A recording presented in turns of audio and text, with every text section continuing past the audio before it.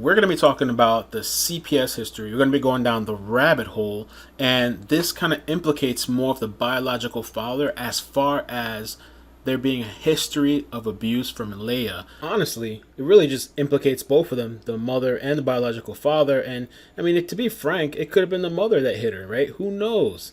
But things don't add up. I originally thought it was Vince that was there when she hit her head.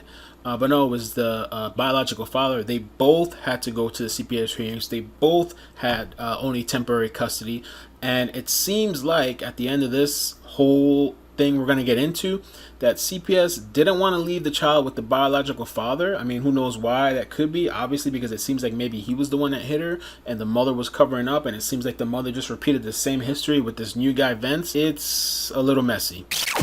And this is, I think, why now I see why maybe the biological father has been so quiet, right? Why would the biological father be noisy now when the biological father was not noisy before? He didn't do anything, right? I guess he didn't do anything about it before, right? So why would he do anything about now?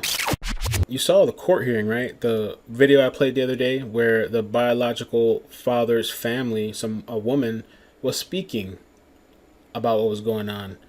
A woman speaking for a man, speaking for a father.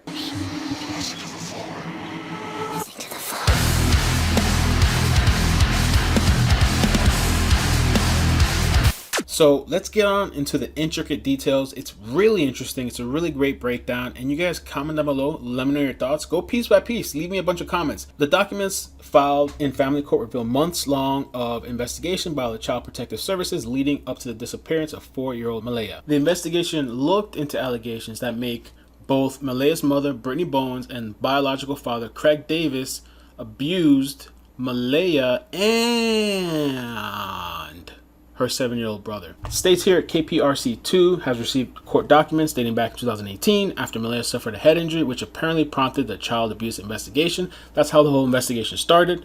It started with the mother and the biological father. This next part of the article document, order setting hearing and appointment of guardian/attorney. So this was Bowens and Davis. They were ordered to appear in court August 22nd, 2018. In the hearing, Bowens and Davis were ordered to provide contact information of other family members with whom the children may be placed with during the duration of the case. They had to show in court what their resources were and what they could pay in child support, evidence of health insurance for the children, and adequate medical history for the children. So from August to September, then you get this temporary order following advisory hearing, followed in September. The president at this hearing was Marquise Williams. He was the CPS guy, Department of Family. You got Mother Brittany Bowens with an attorney Wade. You got Father Craig Davis with an attorney George, and Jared representing the kids. Now, the parties agreed that the Department of Family Protective Services was to be named temporary managing conservator of the children, meaning they temporarily have custody of your kids. The court authorized CPS and Bowens as joint consenters concerning medical care of the children. The parties agreed that it would be in the best interest of the children to temporarily limit the rights and duties of each parent appointed as temporary possessory conservator. Both Bowens and Davies are named temporary possessory conservator of Maleah and her brother. Now, if you're wondering what possessory conservator is, it says here, if a non-parent is named sole managing conservator, both parents will usually be named possessory conservators. A possessory conservator still has the rights of a parent, but will not have the final say on most decisions. So with this next part, this creates the assumption, and I guess it's obvious, not really an assumption, that the whole time this is going on, it seems like with this custody stuff, Maleah's been in the hospital. So it says here, both parents have the right to visit the children if agreed by each parent and a court-appointed sitter or supervisor. So they couldn't even go visit this child without having somebody watch over them in the hospital. That's serious. Both parents could visit Maleah at the hospital at any time, supervised by DP whatever sitters. It was ordered that the children be placed with a court sitter. No movement of the children without court order. Once ready for discharge from the hospital, Maleah would be released to a court sitter. So she wouldn't even go back to the parents. So this next part here, order granting motion for monitor return of children to parent Brittany Bowens. And what I kind of find interesting in this is that the biological father was not mentioned in this. The court considered the case of monitor return to Maleah and her brother to their mother. The court grants monitor return of Maleah and her brother to Mother Brittany. by February 15, 2019 by 5 p.m. Permanency report to the court, temporary managing conservatorship. The report entails the plan and progress of permanently placing Maleah and her brother with family. Permanency hearing scheduled May 22nd. I spoke about that before. It states both Maleah and her brother would be returned to their mother, and no mention of the biological father. Their initial placement date was August 14, 2018. The interesting thing here that's cited here, the report cited history of families' involvement with child welfare. August 13, 2018, physical abuse of Maleah Davis, no known perpetrator. So they didn't know if it was the mother, they didn't know if it was the father. They both claimed, or the mother claimed, it was an accident. It also says neglectful supervision of Maleah Davis. The last couple parts, I'm going to try to breeze through this. Well-being of the child. Description: Maleah is a happy child that loves to watch cartoons, play with siblings, and have her hair done.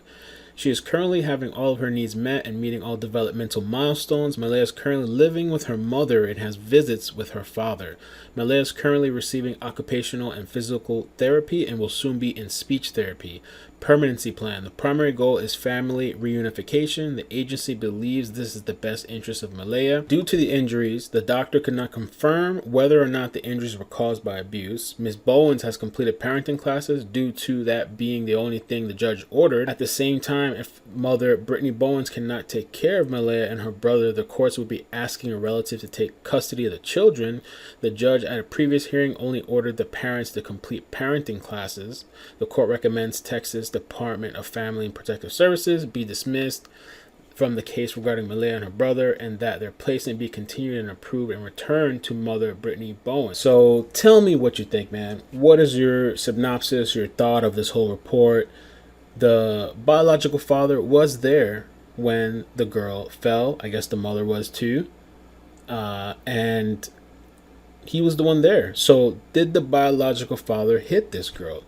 Was Maleah raised in a life of abuse and neglect? And it seems like the mother maybe was covering up for this guy. I don't know. You know, it seemed like she was covering up for this guy, Vince. She's also known to be a liar, right? No normal, sane, fully functioning brain kind of person, parent, knowing that your child is missing, is going to withhold information for 7-8 days that could have helped find her a lot faster, instead of giving this guy all that time to do whatever he needed to do. This is definitely a rabbit hole. I think there's here's the other thing you got to understand is that we only know what they've told us, what the media outlets are telling us, what these liars have told us. And I'm pretty sure that there's a lot more that they're holding back, that they're not telling. So, and this is, I think, why now I see why maybe the biological father has been so quiet, right? Why would the biological father be noisy now when the biological father was not noisy before? He didn't do anything, right? He actually may have caused this initial injury, right? And I guess he didn't do anything about it before, right? So why would he do anything about now with his missing child? I mean, you saw the court hearing, right? The video I played the other day where the biological father's family, a woman, was speaking about what was going on. A woman speaking for a man, speaking for a father. You know, I'm just kind of like... So hearing about all this CPS stuff kind of makes sense for me now. It throws things into perspective, because it seems like CPS wasn't even considering giving the child to this man. Now, I know that CPS seems to be more favorable to mothers, but in this case, I don't think either parent was suitable, you know? So it's interesting. It's just, this paints the whole thing that this didn't just start with Vince, the mother's ex-fiance, the mother's boyfriend, or whatever you want to call him. It didn't just start there. It started from way before. And I believe that this child was abused probably her entire life.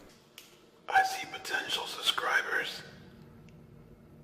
Subscribe for more. This is the mother info war.